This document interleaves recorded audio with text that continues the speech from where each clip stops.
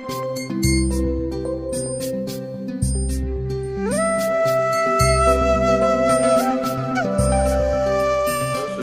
in today's class we are going to study about inverse trigonometric function. So you have already studied about the trigonometric function and its domain and range and all related problems related to it. So in today's video we are going to learn what is the domain and range of inverse trigonometric function, so principal value of inverse trigonometric functions and all. So let's start our video. So let's start our topic. So first see the definition of inverse trigonometric function. So look at the board. The inverse trigonometric function. If sine theta equal to x, then theta equal to sine inverse. So which can be read as sine inverse of x. So all this sine inverse of x, that means the function of the form sine inverse of x, cos inverse of x, tan inverse of x, cosec inverse of x, cot inverse of x, sec inverse of x are known as inverse trigonometric function. So now we write the domain and range of inverse trigonometry. On the left hand side I write functions, that means all trigonometric functions, that means all inverse trigonometric functions, and on the right hand side we write domain and range. For the function y equal to sine inverse of x, the domain is -1 to 1 and its range is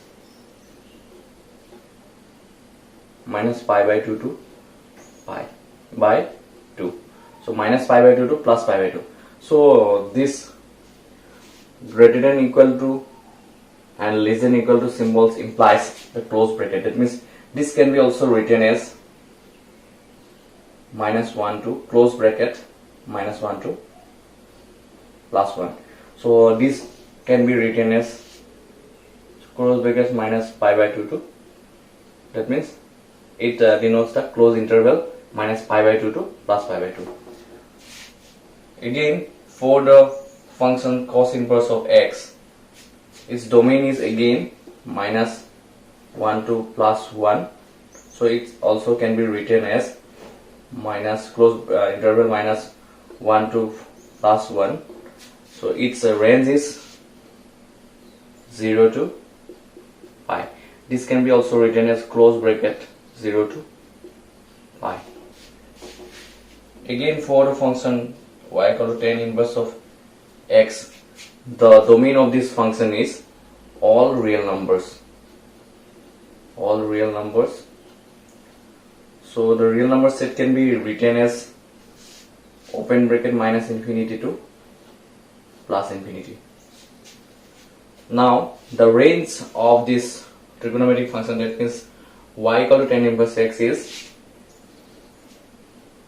-pi/2 to +pi/2. Here the equality is not present, therefore this interval can be written as open bracket -pi/2 to +pi/2. So we have only three functions, inverse trigonometric function, that means sine inverse of x, cos inverse of x and tan inverse of x, and its domain and range. So remaining you have to write from your book. So all domain and range of all the inverse trigonometric functions are given on the book, so you have to note down from the book. So let's start another topic of inverse trigonometric function. This topic is the principal value of inverse trigonometric function. So first write the definition of principal value of inverse trigonometric function. Principal value.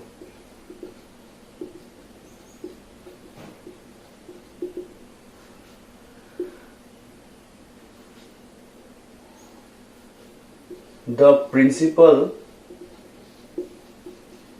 value of inverse trigonometric functions are those values of x which belongs to the range of the principal value branch of the inverse trigonometric function. Simply you write the principal value of inverse trigonometric function are those values of x which belongs to the range of the principal value branch. So this definition can be well understood by some problems. So let's take an example. Through this you can understand this example in a better way. So the question is, find the principal value of sine inverse of minus half. See the solution. Let theta equal to sine inverse of minus 1 by 2. So from here we have sine theta equal to minus half. So you know that sine of minus pi by 6 equal to minus half. Therefore theta equal to minus pi by 6.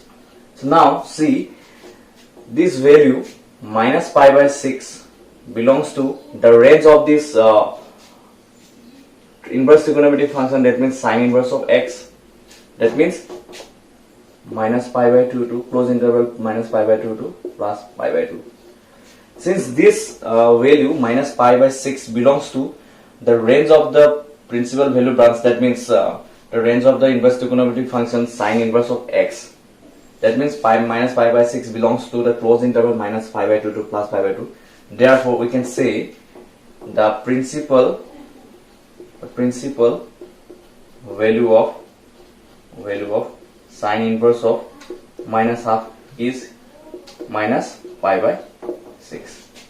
So if this value does not belongs to the closed interval minus pi by 2 to plus pi by 2, then we cannot say the minus pi by 6 as a principal value of the given function sine inverse of minus 1 by 2. So if the value minus pi by 6 belongs to the closed interval minus pi by 2 to plus pi by 2, then we can say the principal value of sine inverse of minus half is minus pi by 6. So in this way you can value of a given function. So I hope you can understand the problem and the definition of the given trigonometric, the definition of the inverse trigonometric function and the definition of the principal value of inverse trigonometric function. So thank you for watching my videos.